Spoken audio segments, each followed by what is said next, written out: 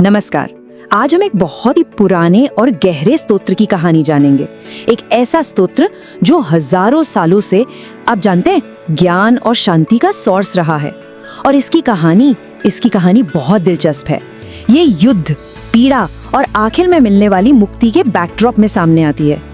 और यही बात इसे आज भी उतना ही रेलेवेंट बनाती है। तो चलिए इस शक्तिशाली ज्ञान की गहराइयों में उतरते हैं। जरा सोच कर देखिए, कुरुक्षेत्र का मैदान, महाभारत का वो भयंकर युद्ध, वो अब खत्म हो चुका है। चारों तरफ एक अजीब सी शांति है, लेकिन ये जीत वाली खुशी की शांति नहीं है, ये एक उदासी भरी शांति है। और बस इसी माहौल में इतिहास की सबसे बड़ी और गहरी बातचीत में से एक होने वाली है। और ये बातचीत कौन कर रहा है? महान योद्धा भीष्म पितामह। वो तीरों की शैया पर लेटे हुए हैं। सोचिए, तीरों का बिस्तर, उन्होंने अपनी मौत का वक्त खुद चुना है।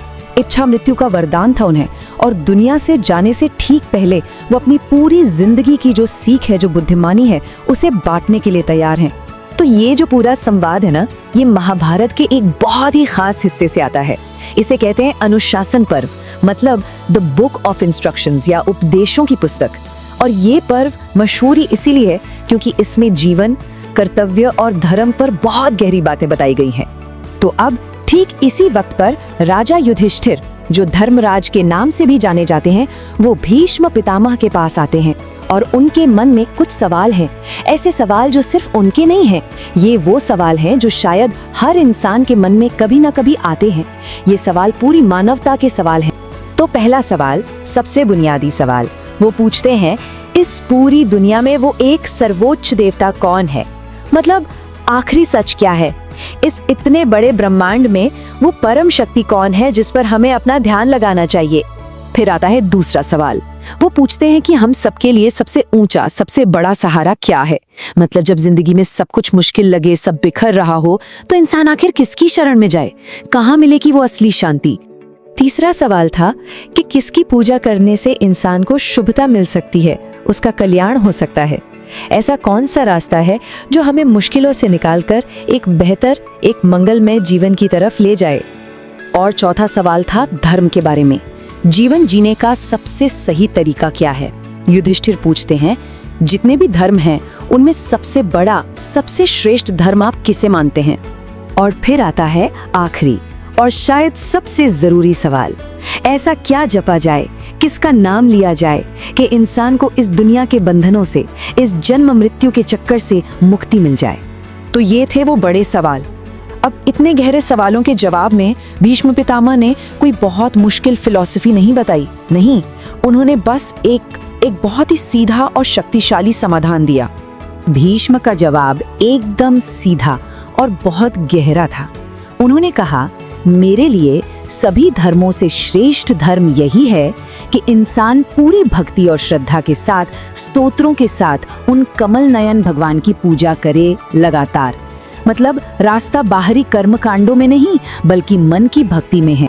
तो भीष्म ने जो समाधान दिया वो कोई मामूली सलाह नहीं थी, वो एक पवित्र स्तोत्र था।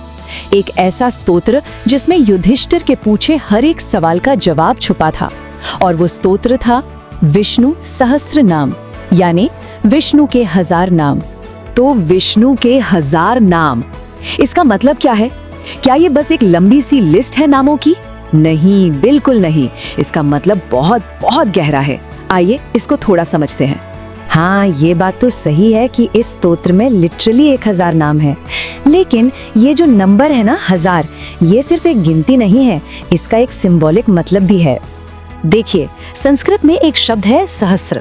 इसका एक मतलब तो 1000 होता है, लेकिन इसका एक और मतलब भी है अनंत, यानी इन्फिनिट। तो ये 1000 नाम दरअसल भगवान के अनंत गुणों, उनके अनगिनत रूपों को दिखाते हैं।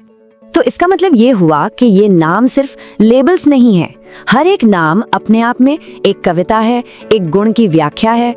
ये तो दिव्यता के अलग अलग पहलुओं का एक जश्न मनाने जैसा है। चलिए कुछ उदाहरण देखते हैं। जैसे एक नाम है कमल नयन, मतलब जिनकी आंखें कमल के फूल जैसी सुंदर हैं। एक और नाम है मेघ श्याम, यानी जिनका रंग बादल की तरह सांवला है। या फिर कौस्तुभोद्भासितांगम, मतलब वो जिनके शरीर पर कौस्तुभ मणि चमक रही है। आप देखिए, हर नाम अपने आप में एक तस्वीर बना देता है ना। ठीक है, तो ये सब बातें तो हजारों साल पुरानी हैं। सवाल ये है कि आज हमारी जिंदगी में ये प्राचीन संवाद क्यों मायने रखता है? इसका मेन मैसेज क्या है हमारे लिए? देखिए, इसका जो सबसे बड़ा टेक अवे है वो ये है कि जब भी जिंदगी में मुश्किल दौर आए, निराशा हो, तो अपना ध्यान किसी दिव्य, किसी पॉजिटिव चीज पर लगाना शांति पाने का एक बहुत पावरफुल तरीका हो सकता है। जब युधिष्ठिर युद्ध के दुख से घिरे थे तो भीष्म ने उन्हें यही तो सलाह दी थी कि अपना ध्यान उस पर लगाओ जो हमेशा रहने वाला है, जो सुंदर है, जो पॉजिटिव है। तो अंत में ये प्राचीन ज्ञान हमारे लिए एक सवाल छोड़ जाता है। आज की इस भागदौड़ भरी शोर शराबे वाली दुनिया में जब हमारा मन भटक रहा हो, परेशान हो, तो वो कौन सी एक चीज है जिस पर ध्यान लगाना वाकई में सार्थक है? सोचने वाली बात है ना?